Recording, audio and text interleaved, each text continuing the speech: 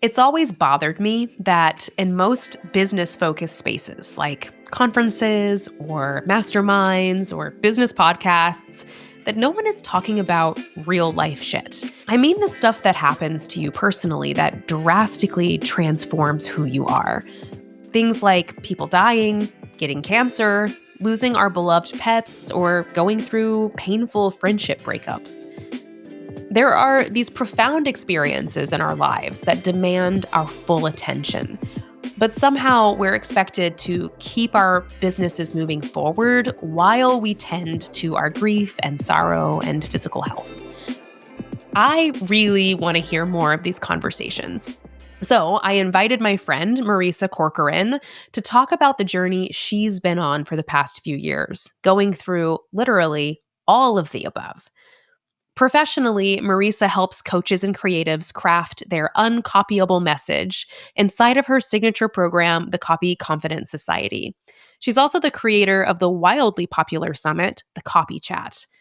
Marisa is a force of nature, and she really dove deep in this conversation, sharing vulnerably and so honestly about how she has balanced cancer, grief, and business growth.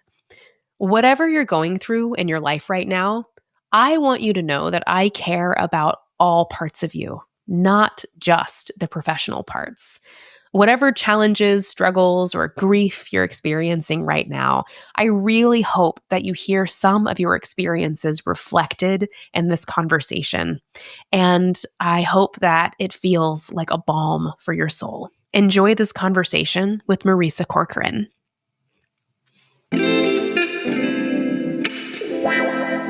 Welcome to Deeply Rested, the podcast that helps people doing good work in the world take incredibly good care of themselves.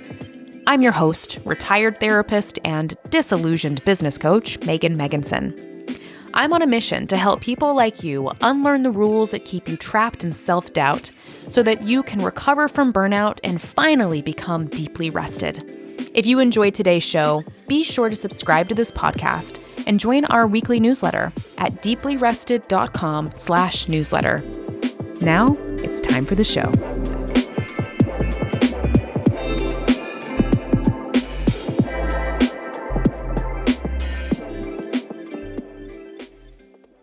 Hi, Marisa. Hi, Megan. Thanks for having me. I'm so glad you're here. I am genuinely so looking forward to this conversation. And I also just want you to know that this podcast wouldn't be real without you. So I just want to take a moment just to share my gratitude with you. Marisa helped me and my team create the Rest and Success Code back in 2020, it might have been. That is wild. Yeah, 2020 or 2021. Yeah, it was something in there. Yeah. And we did the first season of the Rest and Success Code. You helped us create it and get it off the ground. And I think, and at the time I remember telling you, I know you're doing this summit thing. I kind of want to start a podcast, but it feels like a really big commitment. And you were like, yeah, we'll just do the summit. It's like a condensed podcast. You get to do it just like in 1 week, and then you don't have to be committed to it for the rest of your life. And I was like, that sounds good. Sign me up. We did 3 seasons of the summit. And after season 3, I just really felt in my bones. I was like, yeah, I'm kind of done with this. I just want this to be all the time. And so there was a readiness to transition from the summit into the podcast. And I just really am grateful for the role you played in helping me bring this forward. I really loved hearing that. I think it's something really beautiful about a summit is like you discover so much about yourself in the process, who you are as a host and how you create relationships with people and your community. And I think it's such a gift to uncover, hey, this is something I want to keep doing in this way, like me. We just finished our 9th season of my summit, the Copy Chat. I have said I'm going to do 10. And then after 10, I've said I came, I saw, I conquered. After 10, I think the Copy Chat, I have a little bit of an idea of its next life.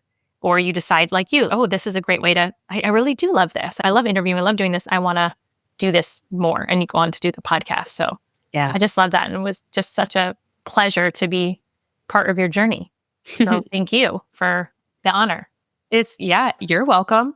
And it really is what brings me the most joy in this small business journey is how it's all about the evolution, and like the evolution of our ideas and our offerings, but also the evolution of our relationships with the people that we connect with. I'm just loving the evolution of our relationship, and feels like having you on the show and stepping into this conversation feels to me like an evolution in our relationship. And Yeah. I'm really happy about that. Yeah, same. Thank you for having me. And we're going to have a super fun conversation today about some really heavy topics. We're going to talk about cancer and loss and grief. And I think the through line is going to be that business keeps going even when life is really hard. And how do we do that, right? Like, how do we ride the waves of our sorrow and our challenges while also keeping one foot in our missions and our visions and the businesses and the communities that we're creating? I know you have really gone through it the last couple of years. So I'm looking forward to sort of dropping in to this conversation and seeing where it takes us. Are you ready? I'm ready, Megan. Only because it's you. I'm like, this is Megan. Yeah, I can do it if it's Megan. So yeah, Great. I'm ready. No, honored. So honored. So honored.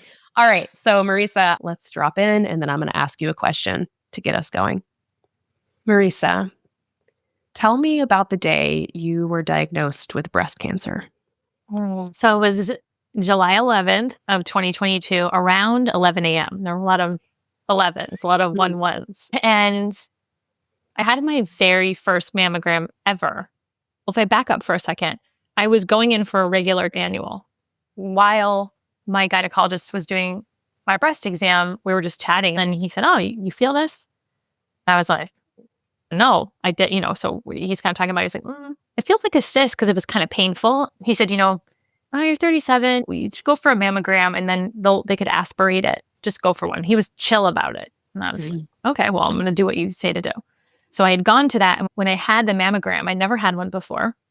And then they came in and they said they wanted to take some more images. And I was like, okay. So I just did whatever they said to do. And then the radiologist came in and said, "Actually, what your doctor saw on your left breast is just dense tissue." And I'm like, okay, I'm like getting off. I'm getting ready to leave. And they're like, "Well, but actually we see something on your right breast."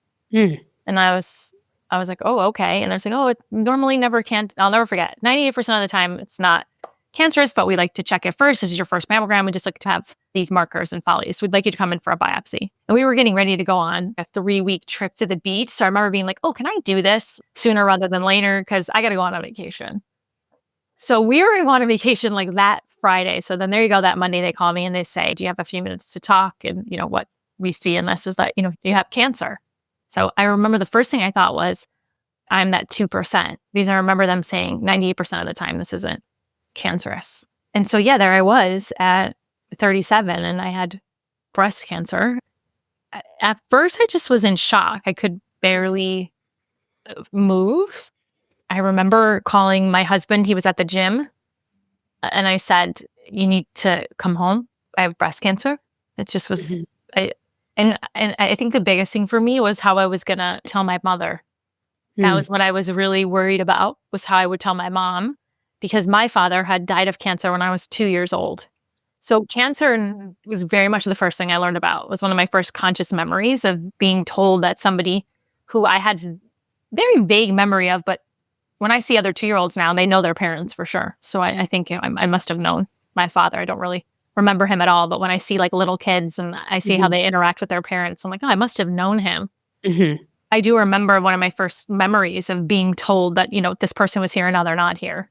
And it was because of this word that had kind of been lingering over our family. So to now have to call my mom and tell her that I had cancer, that was just really wild. And that's what I remember, just thinking, how am I going to tell her? And also, when they first tell you, there's not much you can do until you go to the next appointment. Right. But nobody tells. So you're just kind of sitting there. I remember sitting there on the couch, just kind of frozen. There's nothing I could do until I went to the next appointment.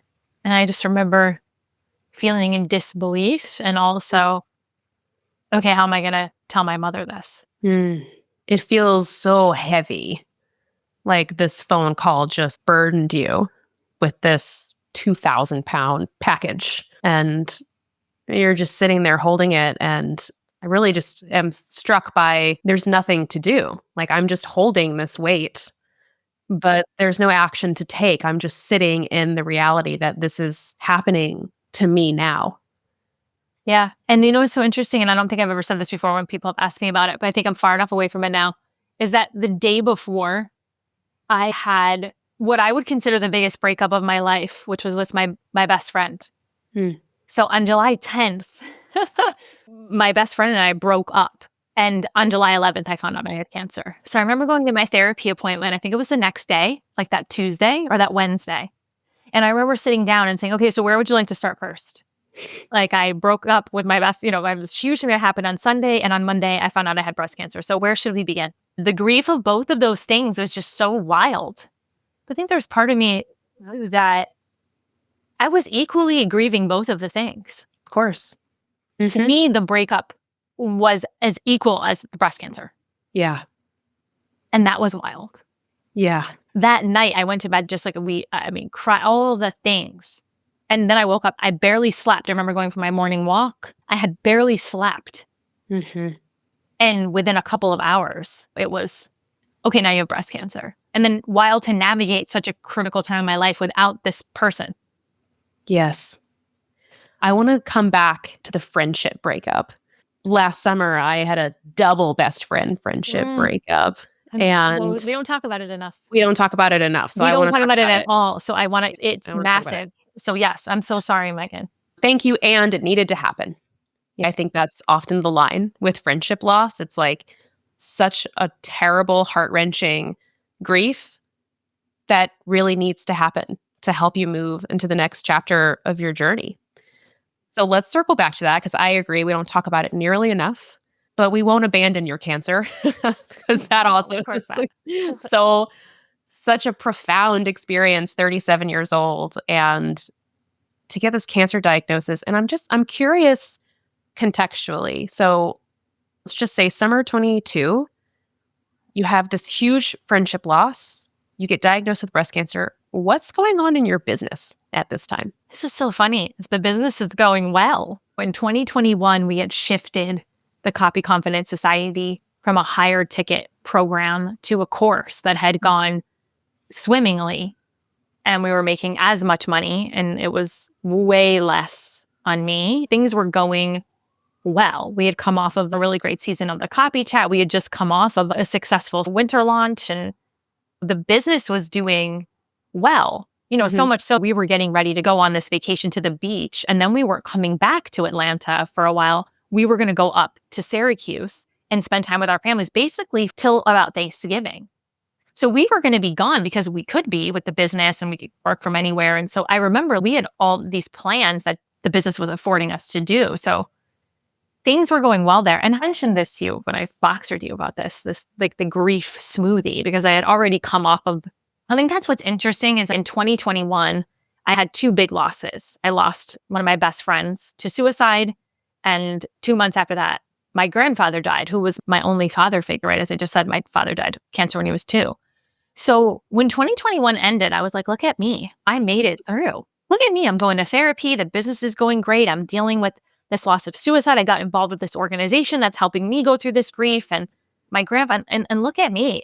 2022 was like, hold my beer because you have breast cancer. So I had already gone through in 2021 trying to run the business after my friend that died by suicide. Her name was Di. So after Di died, I considered myself a completely different person.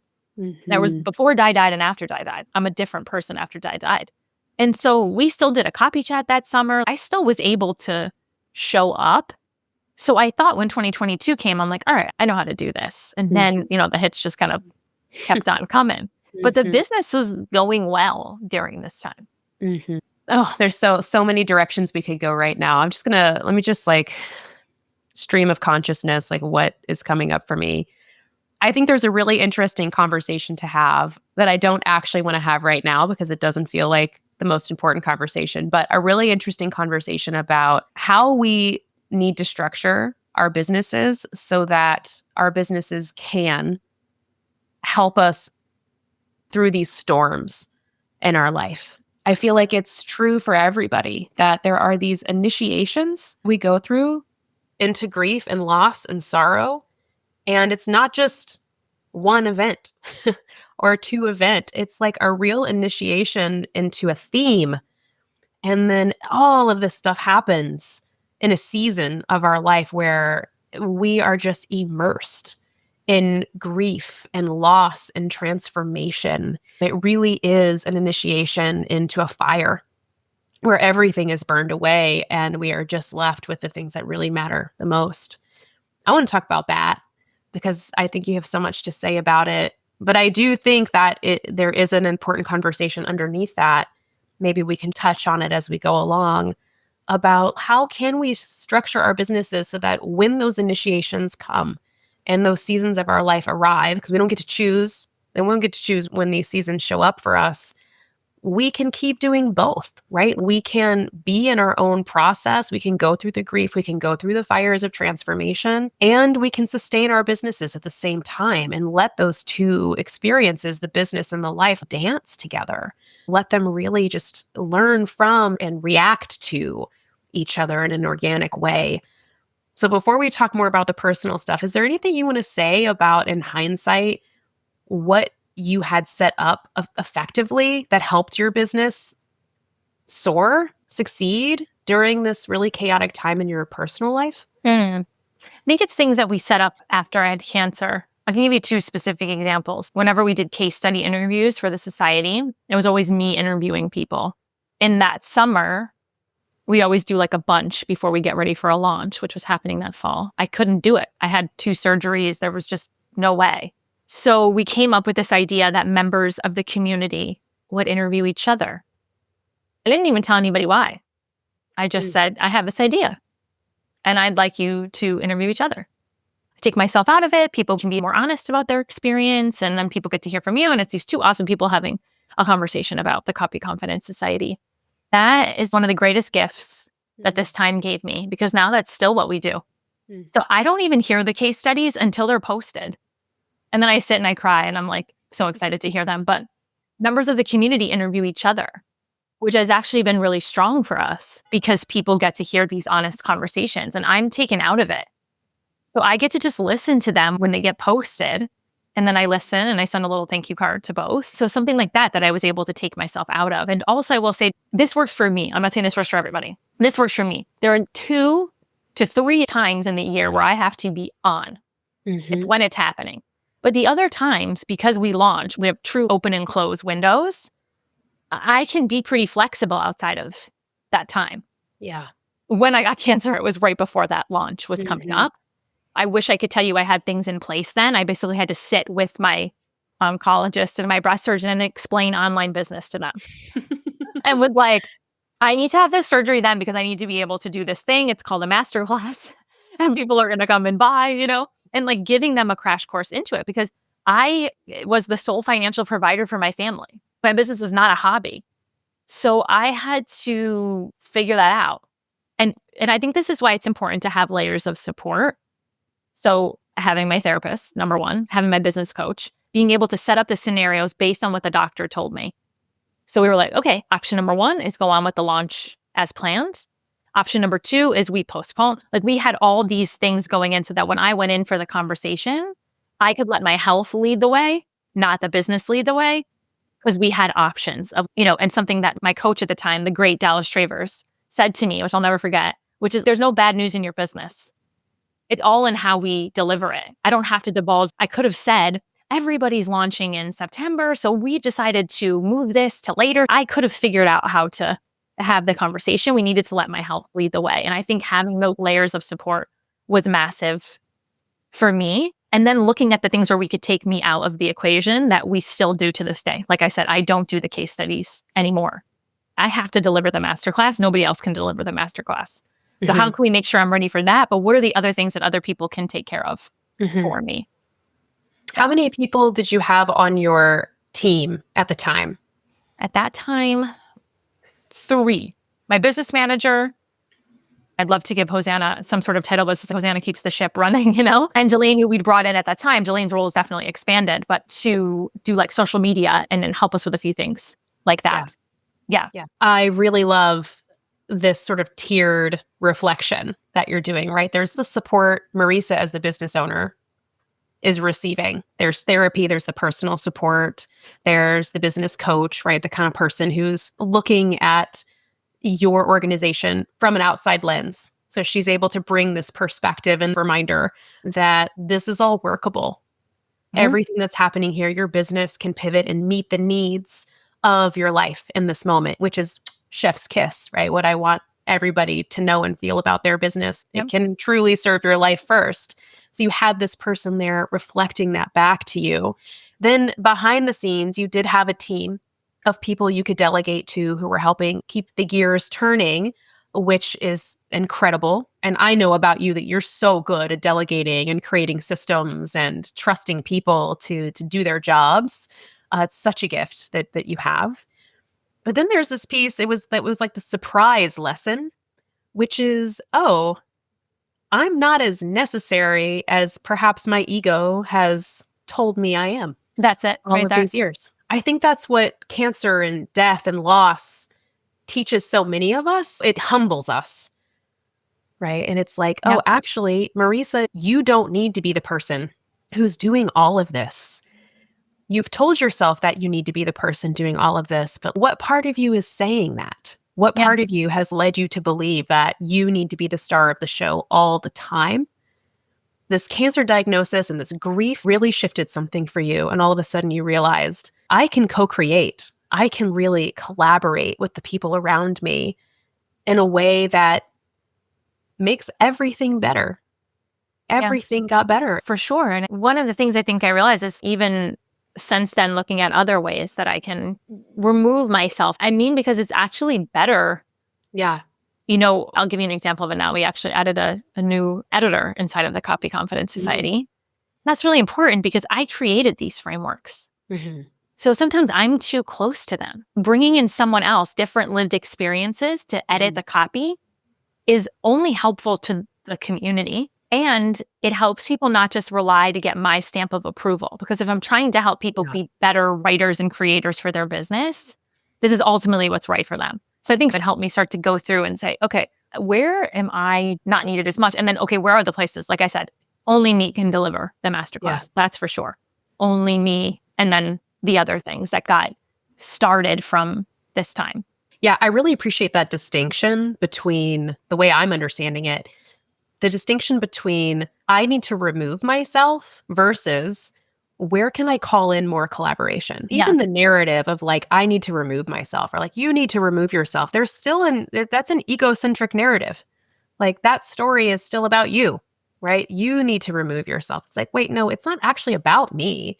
This is what you were learning. It's about like the richness of weaving more people into the tapestry. Let's let the students interview each other. What do we learn? What do we discover? What do they learn from each other in these conversations? Let's bring in an editor.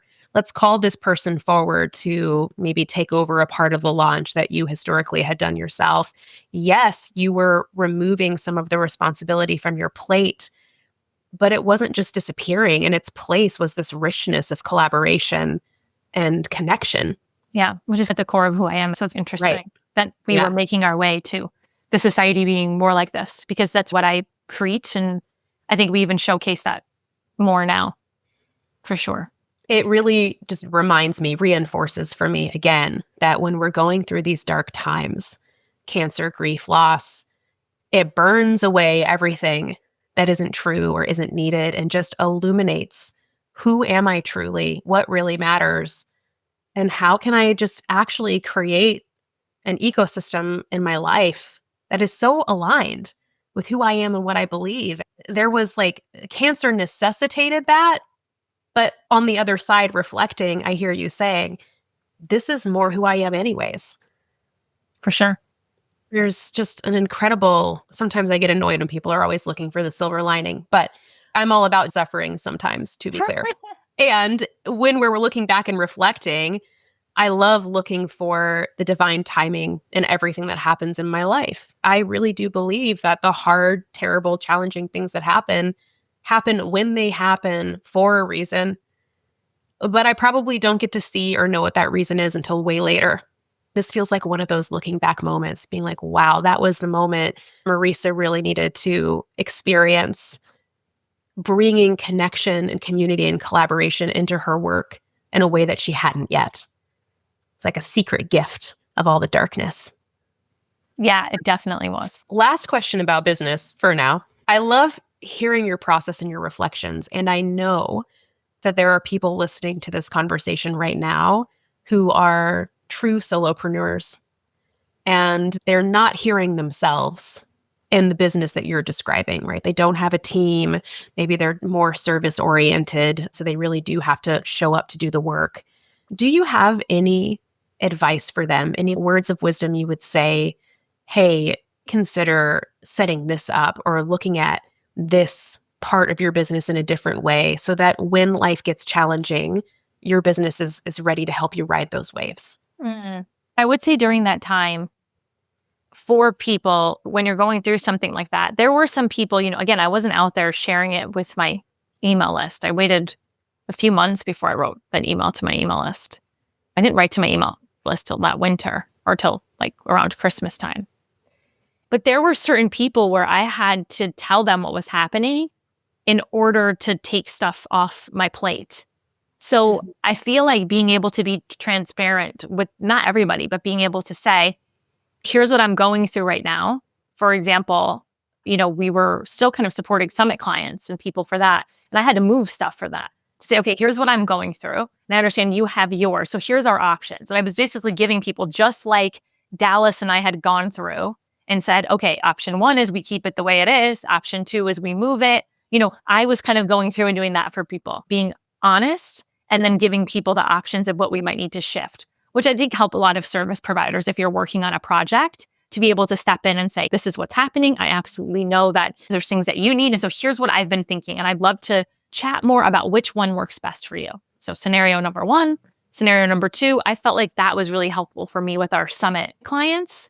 And I also think when things are good, being able to look at your own client load and saying, and I guess sometimes you don't know that until it happens to you. Now I can look and say, okay, if something was to happen, could I do this? And deciding from there. And maybe that means, I don't think there's any one right answer, but does that mean, okay, maybe you have to start thinking about raising your prices a bit so that you can keep that client list a little bit lower. So then when this happens, it's more easy to manage. Or let's look at the boundaries you have in place with your clients. Are there some things that while things are good, you could strengthen? A really great friend and colleague of mine, we just had drinks a few weeks ago, Meg, and she was telling me that one simple thing she changed, she just is a mom of twins, is she doesn't do Voxer on Fridays anymore.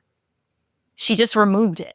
So when motherhood kind of came hard for her, having twins, it was like she kind of already had that in place, I believe, or maybe she put it in place. But either way, it's like when things are good, taking an opportunity to say, okay, what could I just do for myself a bit more here? And nobody was impacted at all that she's not doing Voxer on Fridays. Right. Or was fine with it.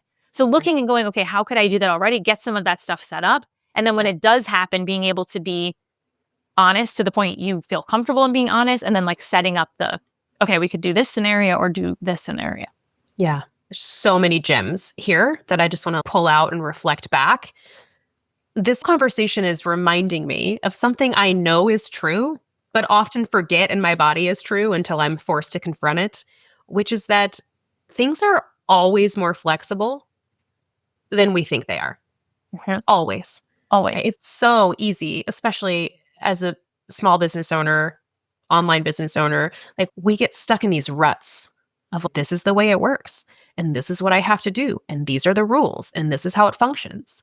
We get so used to following this rule book that someone else handed us or that we created ourselves that we start to believe this is the only way it can be. My clients won't adapt to another way of doing things.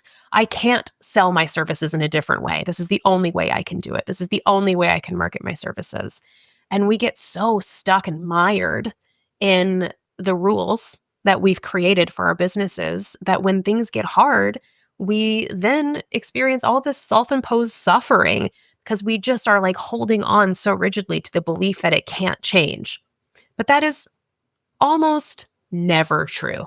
Things can always change. Always. They really can. They can. They really can. And I always say people are always wanting to support you or be there. And people the right people will understand. Hardship in our lives is an incredible invitation to think more creatively. Mhm. It just opens sure. the door to be a renegade in your own business, right? It's out of necessity when something hard is happening. Maybe your parent dies, or you have to become a caregiver for someone, or you get cancer, or your dog dies, or your friend breaks up with you, or fill in the blank, whatever life changing experience you're having, it necessitates you looking at your life with more flexibility and more Yeah, creativity. And I true. think everything you're sharing is such a beautiful example of what that looks like in practice. Yeah. So that advice applies no matter how big your business is. If you have a team, if you're solo, like everything can change. Everything you're doing can adapt to meet your needs. And then you're adding these beautiful layers on of the power of being radically honest with boundaries. Just because you're being honest doesn't mean you have to show someone everything. But this vulnerability and authenticity of showing up and saying, here's what's happening for me right now, and here's how you can support me. And here's how I need your help thinking creatively about how we work around whatever the challenge or limitation you're facing is. So I love this invitation to be honest, to be vulnerable, and then to give options. This is a great way to lean into being more flexible, right? What are the options? What are like 10 different ways this could go down? What you're saying that's really landing for me is you don't have to do that creative work alone, right? That you can go to your client and say, can we brainstorm this together? Yeah. Beautiful. Okay, everything is flexible. You can always change the rules. Be honest, give options. Like this is a great emergency response protocol for business owners who are going through some shit. 4 steps. Great. I love it. Can we talk more about friendship loss? Sure. Expand on your statement earlier that the pain of the friendship loss was just as intense as the pain of a cancer diagnosis. Yeah. This friend and I have been friends since freshman year of college. I always joke, you have those friends in your life, they know where the bodies are buried, like they know everything about you. Mm-hmm. And so when you lose someone like that, you feel like you lose a part of your own history. I lost someone who knew my grandparents. Do you know what I mean? I lost somebody who is a part of the history of the sharing down of the stories. That branch of those memories that this person holds is gone now. Mm-hmm. You have that person who like you're telling a story and they're like, hey, I remember when my grandparents, remember that time when, my grandma like got mad at that restaurant. You know what I mean? Like this. So you feel like you're losing a part of yourself. And I think it's different from romance because that's its own heartbreak, as we all know. But there is a sense of, well, your goal or your hope is maybe you find someone that's even better. I don't know if I have words for that, but it doesn't feel the same way. Mm-hmm. And that painfulness of having to be okay with that in some way and move forward, Mm-hmm. Mm-hmm. And I'm always somebody who is, oh my gosh, how could I be better? How could I have done this better? And I've definitely had things in my life or other breakups where I'm like, oh gosh, I should have handled that differently, or I should have done this, or I should have done that. So I'm already somebody that is kind of naturally that way. Sometimes I can just be all consuming, like, oh, I should have done this, or I should have said this, or I should have been, and it kind of takes up this space in a way that it can feel a little, or at least for me, or anybody that might have my personality, feel haunting almost. Yes, I so resonate with everything you're saying. It's making me think about the concept of ambiguous grief, right? It's like a therapy thing. So there's grief that society sanctions. Like as a society, we know how to respond when somebody dies. We know how to respond when you break up with your lover, your husband, or whatever. Like that, divorce, we know how to respond to that grief. But then there's all these other types of grief where it's like the playbook for how we respond doesn't exist. And that we can think of as ambiguous grief, where it's like the grief is so real and alive in our bodies, but there's this ambiguity about it where like people don't really know how to talk to you about it. And there aren't the same traditions and rituals for mourning as there are with death. I was first introduced to this concept of ambiguous grief as a sex therapist. I was doing medical sex therapy, and I was actually working with a lot of clients who were going through breast cancer, cervical cancer, and were having these surgeries and procedures where they were losing parts of their bodies. And there was no place for them to mourn the loss of a part of their body, a loss of a part of their sexuality. That's where I was introduced to the ambiguous grief literature. This idea that we often go through these losses in our lives that feel so profoundly transformative. And yet there's nobody talking about it and no one holding ritual around it. And that messes us up. We start to feel so isolated and so alone. And I think friendship loss firmly lands for me in that ambiguous grief category where it is so profound. Friendship loss, everything you just said, I'm not even going to try to mirror it back, is so perfect, right? You're losing a part of yourself. You're losing someone who knows you in such a deep and intimate way. And there's really no one to talk to about it. There's no cemetery to go and mourn your dead friendship while your ex-friend is still alive and kicking in the world. It's a really wild emotional experience. Yeah. Does any of that resonate for you? Oh my gosh, so much. And then to be going through cancer, it was wild. I mean, as I'm listening to your story, I'm just like, whoa, Marisa was in a portal of ambiguous grief, layer upon layer of loss that isn't socially sanctioned as the kind of loss we get to take leave to mourn. But you were in the depths of all of this loss. I can't see how it wouldn't transform you in a deep and permanent way. I think permanent is a really great word, like a permanent way, Yeah, and then your lives go on because the person is alive. Or that person goes on to have those big experiences in their life that you're not a part of. Yeah. And that is really difficult. It was really difficult. At the same time, to be navigating this other thing that was happening, I feel really lucky because I got to keep my breasts, which I feel extremely lucky. I always thank them, like every morning in the shower. We have a moment together. I love that. Anything I ever said about my boobs in the past, I'm like, no. I got to be positive about them. I'm so grateful. It's certainly not what people go through when they lose their breasts. And I'm not comparing that, but I don't have feeling in my right breast, like really at all. Mm-hmm. And it's weird. Yeah. It is weird. The things you take for granted, I don't have feeling in my right breast. It's like the things we take for granted, but even like what just happened just now, where it's like you wanted to share this thing that you're grieving, but then immediately we're like, okay, but I don't want to compare it to insert someone who has it worse. Right. And I feel like that's part of the grief trap, right? It's that, especially with these ambiguous losses, that we're so hesitant to put it out there. For example, I lost my dog of 15 years a little over a month ago. It's the biggest loss of my life to date. I have learned that there are people I can share it with and be met in a way that feels helpful. And then there's everybody else, everyone else where I'm not met in a way that feels helpful and connecting. It leaves us navigating the world where we're always testing the waters, right? Where, for example, you have this very real loss, the loss of sensation in your right breast, which I'm so sorry that you've lost that in your body and in your physical experiences. That is such a profound loss. And yet we feel like we have to test the waters and be like, I know it's not as bad as losing my breasts, but, and it's this way that we're like testing each other to see, are you going to respond okay to me sharing this really tender loss? Or I broke up with my best friend.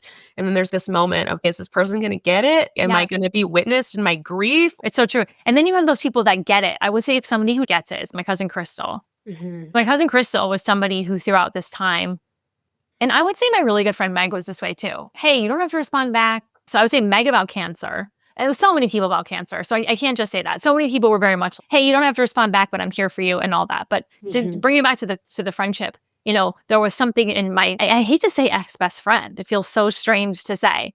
But this person formerly known as my best friend, had a very significant thing happen in their life about, 6, 7, 8 months later.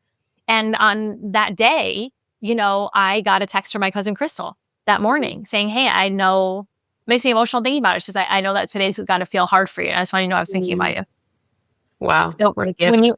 She's such a gift. But when you have people like that are like, hey, I know today's got to feel hard. And I without saying anything, we're not saying anything negative about anybody, right? Yeah. That's always how I came to. I'm like, I don't want to talk negative about anybody here, but just recognizing that there is a grief, there's a loss there. Yeah. Yeah. And having that just witnessed and seen by other people, having someone say, like, I see that you're going through this and I care about you. And how are you doing is such a gift. You said, I think you might have said this before we started recording, that through all of the ups and downs of the last few years, your business has been this like grounding rod for you. Yes. It's like the thing that you keep coming back to. Can you just say a little bit more about that? Yeah, for me, this is so true. I know everyone's different, but the business kept me going in times where maybe I just would have stayed or wallowed or just not, okay, well, what is it all for? I got to show up and do the master classes and show up for the group. And there was this sense of energy and purpose that I got from that. And the business is the greatest gift because, it's also innate in who I am. I was a theater kid. I was an actor before I had my business. So that sense of being on stage, I've always found to be quite a comforting place. Yeah. I've actually found the most comfortable I've ever felt is being on stage. Mm-hmm. Not in an audition room. I think there's a distinct difference, but being on stage. So being able to have my stage, which is the business, and coming to that and making decisions and being creative, that has been such a rock for me. Mm-hmm. And when stuff is going on in the business or I'm busy and I can just get myself into that, I'm okay. I'm just not somebody who should be left alone with my thoughts for too long. I mean, maybe we're all like that, but I am definitely like that. Yeah. I'm an extrovert in the sense that I truly am. People think extrovert is like, oh, you're just like, but something that I kind of learned about that is I truly am an extrovert because I'm recharged by being around other people. Yeah. So being able to hop on Zoom and answer the questions and all that was healing for me. It was recharging me. Whereas maybe someone who's more of an introvert needs that solo time. I always joke, I say, I don't need to be alone ever. Even when I'm showering, come on in, talk to me. Like I really don't. Mm-hmm. I am recharged by being around other people. Yes. And it's, just taking a step back, I feel the same way about my business, that there are moments, like really dark, when I'm in the darkest of my dark moments, where I can't find motivation for anything, right? Like when I'm really just surrendering to the sorrow, it's like, I just am here in this now, and I can't even imagine what I'm going to do tomorrow. Like I can only feel what's present right now. And right now, I don't give a shit about my business. Like that's not what's on my mind. I am in my grief. I am in my body. Something more important than that is here in this moment. But there is a part of me that knows that there is this place to return to where I get to do good work and I get to connect with people and I get to be useful and I get to be of service. And like that is such a solace for me in my darkest moments of grief and loss to know that here's this business that isn't directly impacted by the fiery transformations I have to go to as a person. Like the business is separate from that, and she's there and she's waiting for me, and I get to step in there and be met by her. I'm like calling my business a her now. No, I totally know what you mean. And even though I was somebody who was like totally recharged by that, I think I have to really give credit here to my husband, Eric, in this, because Eric was very much like, we still went to the beach after we didn't end up doing the whole trip or whatever. We had to come back because I had appointments. Mm-hmm. But I remember Eric saying, I think we should still go because we're just sitting around waiting to find out what the next step is. Yeah. There's nothing we can do. Yeah. So I say we go. And then we went again after my second surgery and the launch was over. So we had these pockets of that quietness where I was just standing at one of my clients telling me, where I had to shift some things with some, to stand like at the spray line at the ocean as like one of the most healing places, or you could feel. And so just going and doing and having those pockets to grieve. And then, like you said, knowing we couldn't return. So again, I think it also goes back to just having the layers of support, because I think that was definitely him to say, okay, we're still going to go. And together, we're just going to kind of breathe through this. And even when I was recovering, because it was clear it was happening. And that's another thing. I mean, this is a copy lesson. But because I had so much copy I'd written, we just repurposed so much stuff. It was just like, whatever, done was better than perfect. Right. It was like, we're just going to repurpose it. So while that was all happening, I was being able to like lay in bed in my like comfy pajamas in my breast binder, reading my books, or we played Monopoly online, and Eric would bring me tea, and I did have that space of rest. Yeah. Yeah. I love that.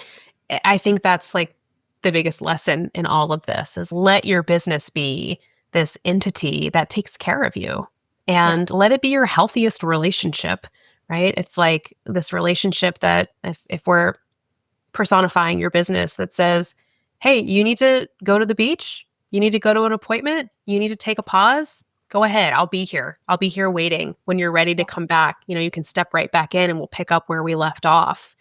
I think that's the only thing we can do when we're in grief. And let's be honest, grief doesn't have a cutoff point.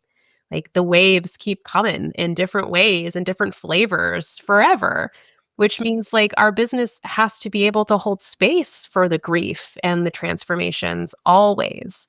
There's a fluidity about everything we're talking about that I just want to hold on to and embrace and really celebrate that the magic of having a small business is that we can ride those waves and everybody can be taken care of. Like nothing has to fall apart. Our business can support our life. And you are such a testament to that. And I'm so grateful to you for sharing all of these stories. Thank you for your honesty and your wisdom. I know people are going to want to hear how you're doing now on your cancer journey. Are you open to sharing? Yes, I am. I'm good. I'm cancer free. I have my next scans in, when you're diagnosed as young as I am, every 6 months, someone's like poking and prodding at you, but I don't mind. So my next scans are in April and then again, kind of in the summer. And yeah, I'm good. I have a health coach that I work with who specifically works with people after cancer. That has really, really helped me on this journey. Her name is Dion. And yeah, I'm good. Thinking my breasts every day and I don't miss anything, go for my annual, just trying to be as proactive as I can. I love that. I'm so happy to hear that. I'm so, so happy. And do you feel like you're making new friends? Well, that's a good question, Megan. I'm going to answer this really honest. Not that I've answered everything you said to me, honestly, but I'm going to be just like really real. I'm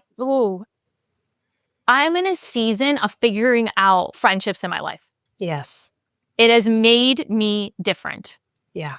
And this is weird because I was the girl that, you were raised by a single parent. My mom, like a community raised me. And so I watched my mom have her friends were the core of her life. And so I grew up in that same way. Like my friends were the core of my life.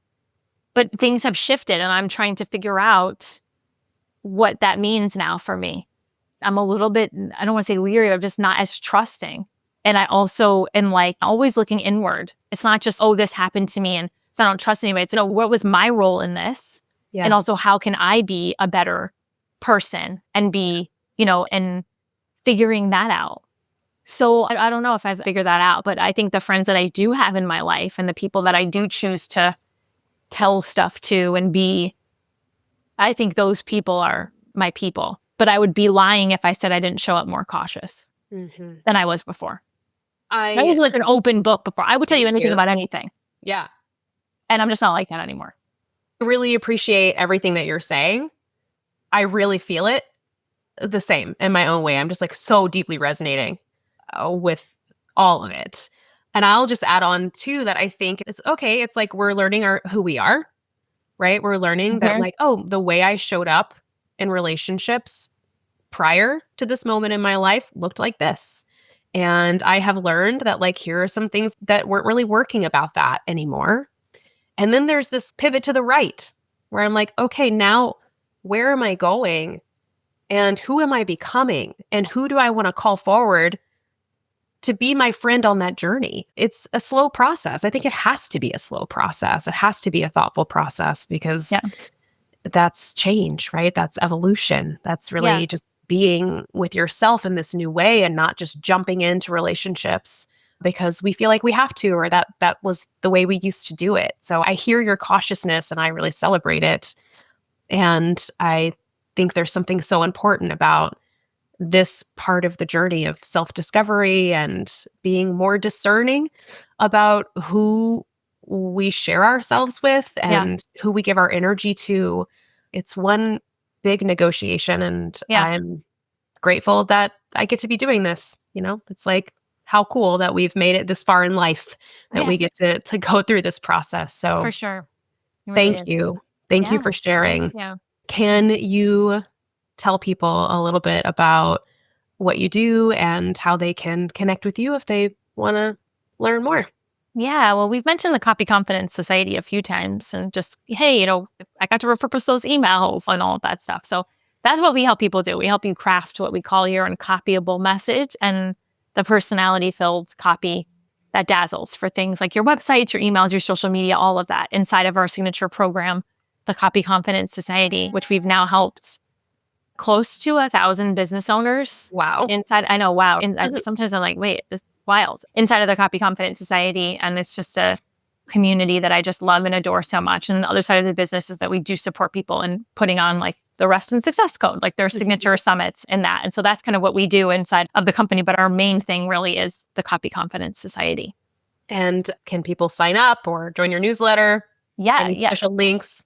I'm like, yeah, absolutely. Absolutely. So, well, at the time of this recording, we're about to enter into our 13th launch of the Copy Confidence Society. If we're around the launch opening, you can always come to our masterclass, which kind of helps you, even if you don't decide to join the Copy Confidence Society, we really try to make sure that you walk away feeling like a stronger writer for your business. You can also grab my favorite thing, which I think could help you right now, is to grab this awesome free gift called 50 plus scroll stopping subject lines, which you can immediately start using in your emails. You can use them for hooks for your social. It's really fun. I give you 3 different formulas. One of them comes from Cosmopolitan magazine. It's really fun. You can grab that at marisacorcoran.com/subject lines. Super easy.